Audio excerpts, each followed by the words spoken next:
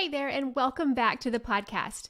When we're growing in raised beds, it's one decision to choose what we'll fill our bed with the first time. But after the first season, we have to make another decision: how to refresh the soil so that it will support yet another season of high intensity growing. I get a lot of questions about this topic, but here are the main three. Do I have to add entirely new soil to my raised beds each year? Short answer, no, but we'll talk about that. What should I do if my bed didn't produce last year? This is probably the most common question I hear. And how do I keep a well-performing bed going well? What we'll talk about today will build on what we talked about last week on filling new raised beds. Even if you aren't planning on adding any new raised beds this year, I recommend that you listen to that episode first. The core principles I talked about in the last episode will inform the decisions that we make with the raised beds that we're using in subsequent seasons. And with that, if you're a brand new gardener and all you're going to do is fill new raised beds or use your current soil and you don't have any current raised beds to refresh, still, this will be a great episode for you to listen to, because if you are doing any raised beds next year, you're going to want to keep in mind what you can do to refresh that soil. And also, if you run into any issues with your new raised beds this year, this episode will be a good one to keep in your back pocket so that you can start troubleshooting what the issues might be during the course of the year. Let's talk about question number one.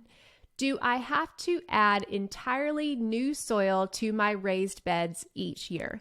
This is a surprisingly common question, and I think it's a question that comes out of the thought that sometimes with container gardens, it's helpful to refresh the soil entirely. I don't usually do this every year. A lot of times I'll take my past container soil and I'll mix it with new soil. That's usually what I do. But sometimes it is beneficial to just completely add new soil. I'm doing that to my GreenStalk vertical planters this year. Almost all of them, they have had 2 to 3 seasons of the same soil, and I'm just starting over this year. And that's something that is pretty common with container gardening.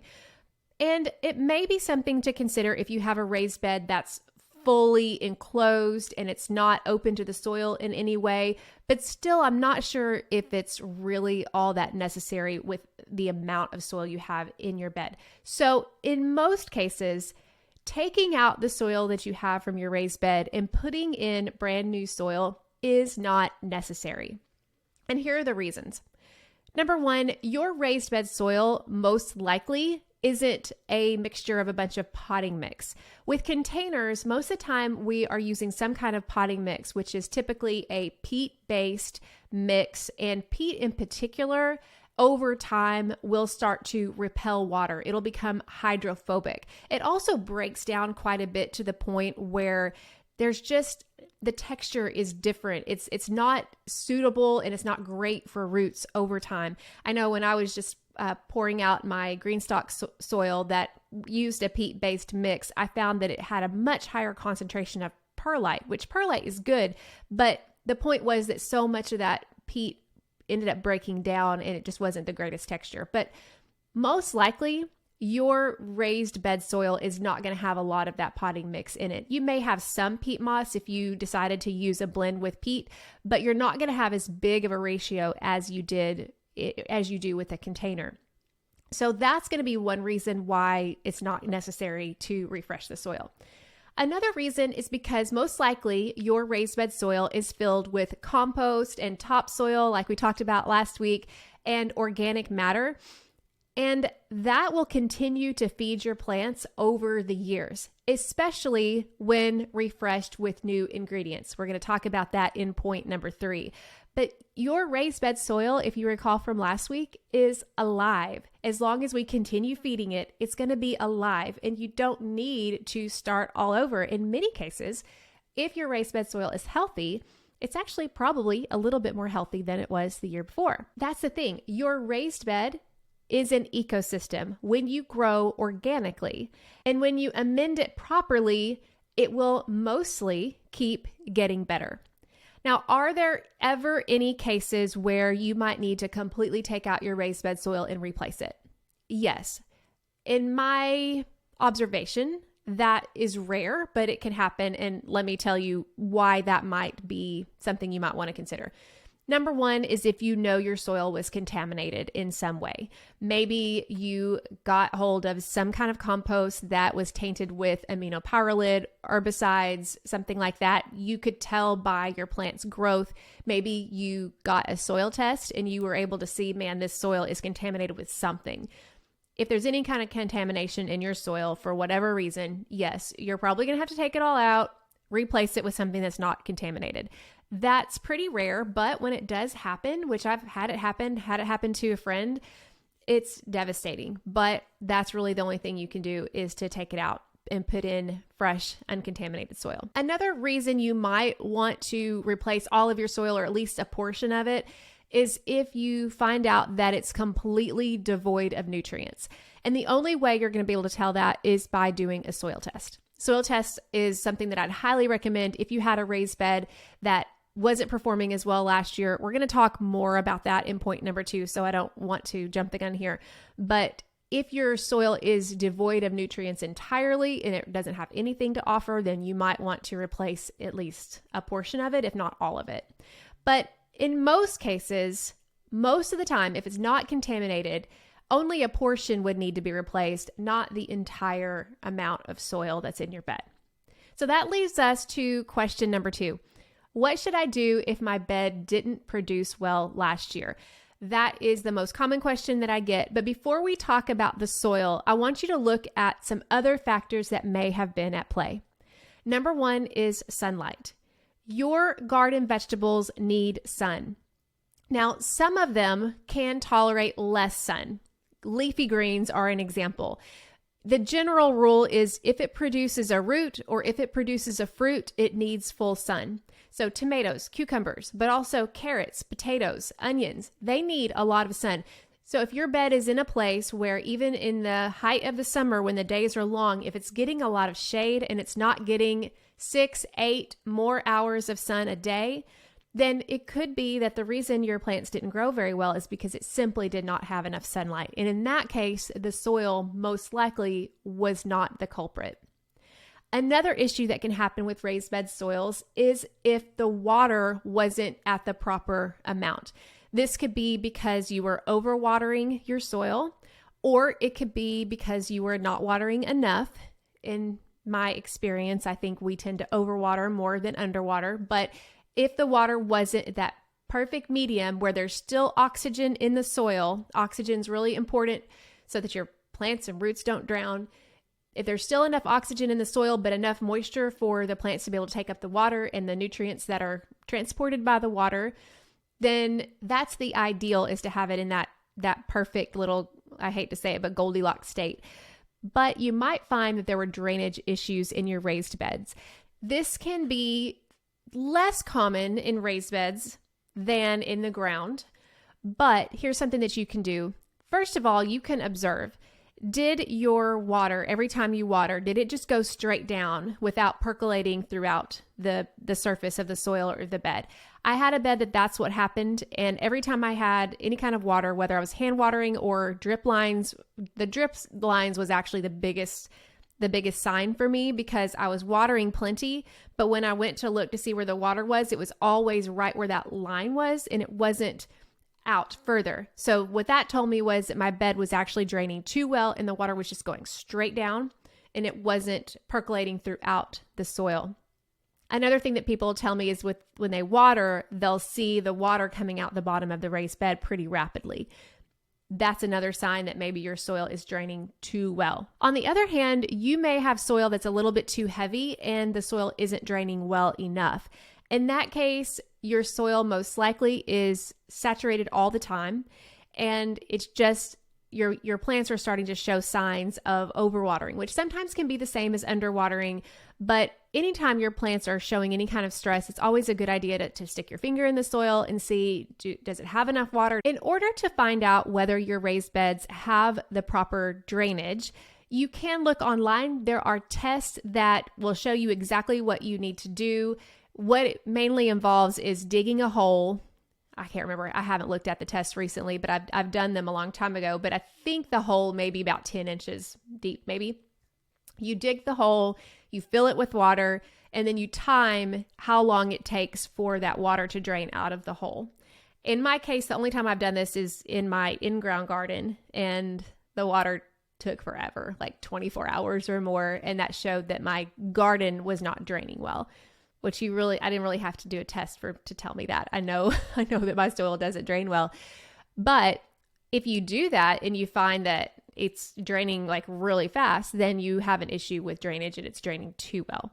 So sunlight could be a factor that has nothing to do with the soil. And then the water could be a factor that has nothing to do with the soil.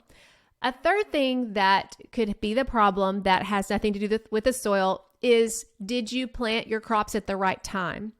Maybe you are planting your tomato crops a little bit late, and by the time they start to flower, the temperatures are above 90 to 95. They're not producing fruit. You're wondering why not. You think it might be the soil, and it's probably because it's just too hot. So maybe you planted too late. Same way with cool season crops. Maybe your broccoli just started flowering too soon. That could be because you planted too late. It got too hot. But a lot of times when that kind of thing happens, you've got a mature plant there. You've got a mature tomato plant that's not producing fruit, or you've got a mature broccoli plant that's starting to produce flowers instead of a head. If there's a problem with the soil or the sunlight or the water, a lot of times those plants, those crops are not even going to be growing to maturity. It's going to be like they're in this slow motion and they're not very tall at all. Sometimes that broccoli, for instance, will start to develop flowers and it's tiny. It's 6 to 10 inches. That shows that there's another problem. So, but still, plant timing could be an issue if you're not planting your crops at the right time. All that to say, before you just assume that because you didn't have a crop that did well or your garden didn't do well in your raised bed, before you assume that the problem was soil, make sure and eliminate the other things: the sunlight, the water, the plant timing. The next thing you want to do is assess what the soil is comprised of. This is something we talked about a little bit last week, but what I have found is that when I use soil, and usually it's bagged soil, and it has too much bark content, as in their main product is aged forest products. That's a key on the bag, and it's not a bad thing. But sometimes if those aged forest products, aka bark in many cases, if they have not composted down enough, then they will tie up nitrogen in the soil. What that means is that instead of the nitrogen going to your plants, the bark is taking the nitrogen in order to continue breaking it down in your soil. The good news is that this is temporary. That's the case that I found whenever I used that in my garden when I tested 3 different raised bed soil types. What I found is that first year, the tomatoes looked terrible because they weren't, from what I could tell, they were not getting enough nitrogen. But the next year, what I grew in that bed, which I can't remember yet. In fact, I think it was broccoli in that fall. They did fine. So it was definitely just a temporary tie up of nitrogen. And then once the composting process created this stable humus, then it was able to release the nutrients again. So the good news is that was temporary. So if you think that that could be the problem and that was your soil last year, then you might have a better experience this year, since that soil would have been able to continue breaking down throughout the past year. And you might find that you'll have better success this year without doing anything. But that's definitely something to consider. Another thing I recommend, and I mentioned this earlier, but I think that this is really important before we do a whole lot of changing anything, is I highly recommend a soil test. Your local cooperative extension service will do this. Most of the time you do have to pay a fee. I know in Arkansas, at least last time I checked, they still do it for free. The difference between that and a company like Soil Kit, which is what I now do all of my soil testing with, Soil Kit allows you to tell them that you're an organic gardener, and they will send you the amount of inputs that you need, like tell you how many pounds of what that you need. And they can do it, they'll tell you what organic methods to use. As opposed to your cooperative extension, last I checked, they just tell you to douse it with all the 10-10-10 stuff. Like, it's not organic option. I really hope they change that in the future. And I haven't even looked in the past several years, so maybe they have by now. But I love, as an organic gardener, that Soil Kit gives me the option to be able to add amendments to the soil are organic and supports what I'm trying to do with an organic garden, even in my raised bed. What then will a soil test tell you? Because it's not going to tell you everything. But the main thing that you want to check is the pH. The soil test can tell you that the pH is out of balance. This is something that happened to me several years ago. I had 2 raised beds, and they were within 8 feet of each other, very close to each other. One produced amazing, fantastic tomatoes that year.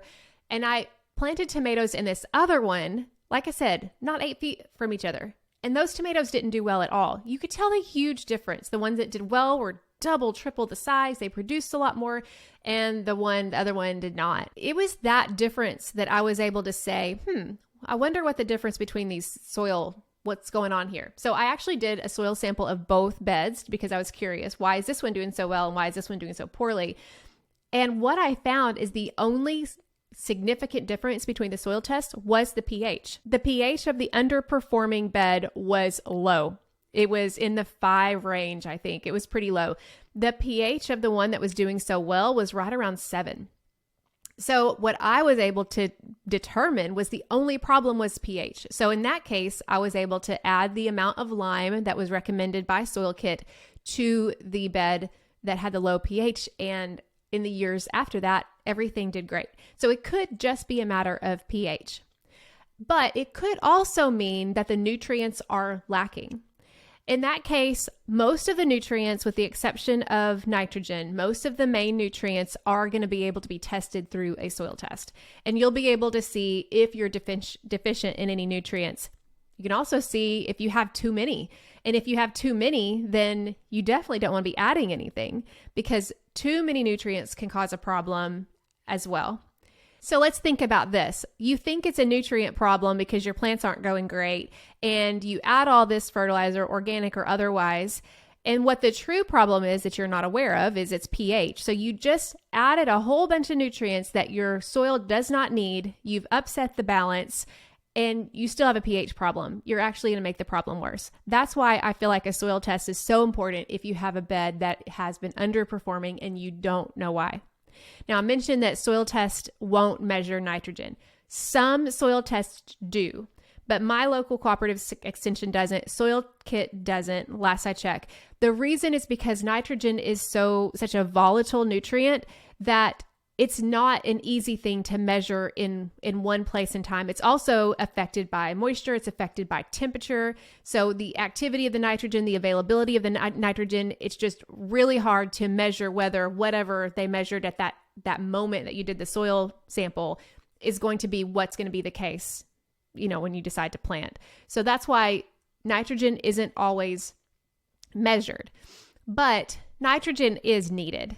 So nitrogen, yeah, you can have too much nitrogen. I have not found that organic gardeners usually have too much nitrogen.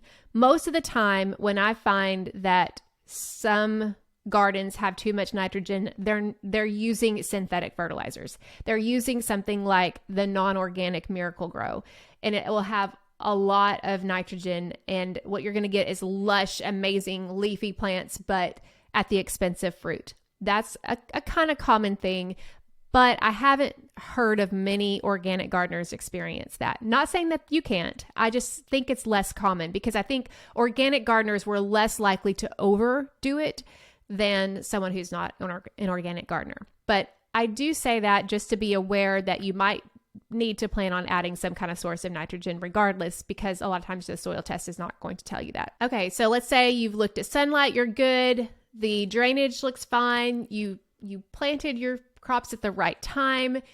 You did a soil test and everything looks good. And let's say you still can't find the problem. What you'll need to do is follow the instructions in point number 3 that we're going to get to, but you may need to amend more than I'm going to tell you to do in point number 3. So here's one thing you can do. You might decide that you want to replace a portion of the soil. And this may be the case if you realize that, the soil products that I used last year were too much bag product, or maybe you don't want to go to the expense or time of a soil test. Maybe it's time to plant and you don't have time to, wait a few days to get it back. For whatever reason, maybe you just don't know. And you just want to do something, but you don't want to over fertilize because we already talked about how that's not a good thing. In that case, you may just decide to replace a portion of the soil. As we mentioned in last week's episode, the top 6 to 12 inches of soil is the most critical because that's where most of the feeder roots of the plants you're growing are going to be. With that in mind, you don't have to replace the entire bed of soil. Maybe you just want to replace the top 3 inches, the top 6 inches. You could totally do that, and that would definitely cut down on any expense that you incur. But a question I also get asked is, okay, if I'm replacing part of my soil, where do I put the soil? Well, if you know it's not contaminated, then you can always use it to amend other beds at certain times. I mentioned that I'm taking all the soil out of my greenstock planters. Well, I have 4 of them, so where are they going to go? Well, I've been using them to amend different planters in my garden area, whether that's a raised bed, I'll use it, a little bit of it, or a planter, or the bottom of a grow bag, or a bottom of a container. I'll still reuse that, but I will refresh it with new soil as well. So you're always going to need some kind of soil or fill dirt as things settle. So maybe not fill dirt. You're always going to need some kind of soil handy as things settle. So just put it in a pile somewhere or put it in an area that has settled, that you need a little bit more bulk to it. Next, you may ask, okay, so if I take part of my soil out, how do I do the amendments? Do I mix it all together with the current soil, or do I just put it on top? And honestly, I don't really know that there's a perfect answer to that, because one train of thought says, let's mix it all together, incorporate it. Because what if you have certain type of structure, texture of the top parts of the soil, and then you have a different one? Is that going to create water issues? It very well could if they're that different. If they're not that different, it's probably not going to matter. I'll tell you that I have had perfectly fine success with raised beds just adding on top. And if you're adding your good quality soil and you're adding 6 to 12 inches on top, you're probably okay with not mixing it in too much. Although you can mix it in a little bit. I'm not sure you need to act like a human blender and make sure it's all, perfectly together, and make sure that it's all perfectly mixed where you can't tell the difference, but that's really up to you. I don't think there's necessarily a wrong way to do that, because I have done it a couple of different ways and it's been fine. And you may find that just adding high quality soil, high quality compost, topsoil mix, whatever you add to the top 6 to 12 inches, you may find that that's all that you need. That brings us to number 3. How do I keep a well-performing garden going well? This is something that a lot of times we forget about because we have a raised bed that's growing really well and we don't think a lot about it. I don't want to mess it up, right? Well, the reason that it's growing so well is because it had ample amount of nutrients and organic matter for those crops to be able to take up. And that organic matter needs to be replenished. Those microorganisms, which we haven't gotten into much detail about because honestly, it's pretty scientific and heady and I don't understand it all, but I know enough about it to tell you this. The microorganisms are what takes the organic matter, breaks it down to a form that plants can take up. They're the middleman, and we want to make them happy. We want to keep feeding them fresh organic matter so that it can keep living and keep being able to provide the plants what they need. So refreshing the soil of a well-performing bed is only a matter of adding a little bit of food. And when I say food, I mean compost, worm castings, organic matter, that kind of thing. It could be a mixture of things. To me, the number one is compost, but there could be other options as well. But the thing is, it doesn't have to be a lot. If you already have a well-performing bed, just adding an inch or two of compost on the top is really all that's needed, because all you need to do is just top it off, give it a little bit more that injects a little bit more life into the soil. That makes it where you get the good soil to begin with, like we talked about last week. And then each year, or preferably if you're planting multiple gardens each year, like a spring, summer, and fall, ideally you want to do this at each planting, then you're continuing to inject new sources for those microorganisms to consume and continue to put it back out for the plants to use. So a top dressing of 1 to 2 inches of compost is usually sufficient. That's what I do. Now, if you do have any kind of mulch, especially like wood chip mulch or straw that hasn't broken down, that kind of thing, I would recommend that you remove that first. You want to keep that on top. Remove that first, add the compost, and then put it back on there. If you have a fine mulch, maybe you put shredded leaves on top in the fall, you may not have to remove a whole lot because a lot of times those shredded leaves are going to break down pretty quickly. So you may not have to mess with that, or you may just, take a little bit off of it. The key is that you want the soil to have a fine tilth, a good seed bed so that seeds can sprout and grow. You don't want to add a whole bunch of compost on top of something like wood chips because you still may have some nitrogen tie up, like I've mentioned it with the bark, but also the roots are not going to grow very well in a wood chip medium. Been there, done that my first year of gardening, and I learned that plants don't grow well in wood chips. So you want to make sure that their roots are going to be in the soil itself. As far as when you add the compost on top, do you just add it on top or do you work it into the soil at all? I've done it both ways. And for me, it kind of depends on what the quality of the soil, the structure of the soil looks like underneath. If I find that it has become a little bit more compacted over time, then sometimes I'll use a broad fork or a fork of some type, and I'll just kind of loosen the soil so that the compost can percolate down a little bit into the soil.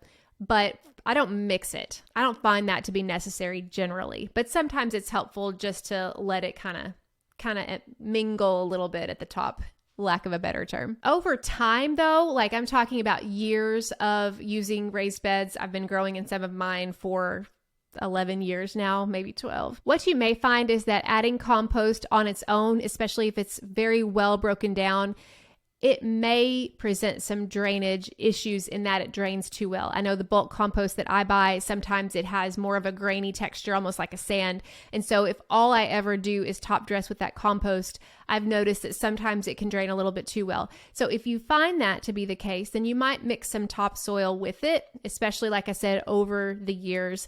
I've been doing that with a couple of mine just because I've noticed that in the topsoil, again, if you recall from last week's episode, it helps with the structure. And so that's also going to help with the water retention a little bit more. But that's just something to keep in mind for future seasons. The thing is, when it comes to raised beds, to me, they are the way that I'm able to get the most harvest of any other method of gardening. But the key is to making sure that I'm filling the raised beds with high quality soil to begin with, and I'm not forgetting about them. I'm continuing to amend year after year with a little bit of compost most of the time.